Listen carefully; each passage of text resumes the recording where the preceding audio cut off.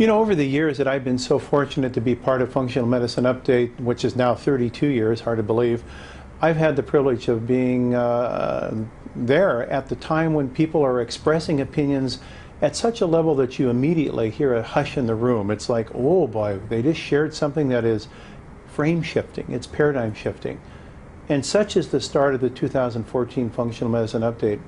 My interview and discussion with Alessio Fasano at Harvard, as we all know, kind of the one of the most important opinion leaders in the area of gluten and non-specific gluten-related immune reactions that translate into things like autoimmune disease and even neurological conditions. The discussion I had with him, which follows on from his really extraordinary presentation he gave at the Institute for Functional Medicine Annual International Conference in June of 2013. This conversation that you'll hear in the January issue of 2014 with Dr. Fasano is truly remarkable.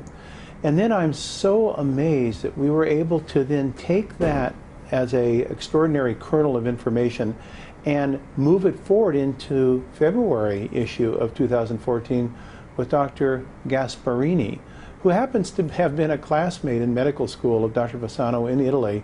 Dr. Gasparini is arguably considered one of the top gastroenterologists in all of Italy and world-renowned for his work in leaky gut or permeable gut, or what we call increased gut permeability and its relationship to chronic illness. So you're going to hear from a person in February who has over 400 publications in the area of functional gastroenterology that ties directly together with what you have learned from Dr. Fasano in January. And then, if that's not enough, that in March we have an interview coming up with Dr. Patrice Kani at Louvain Catholic University in Belgium, who I think is arguably one of the world's leading experts in endotoxemia, what comes from a leaky gut and from bacterial debris that leak into the systemic circulation and initiate then inflammatory response, and how that relates to diabetes and cardiometabolic disease.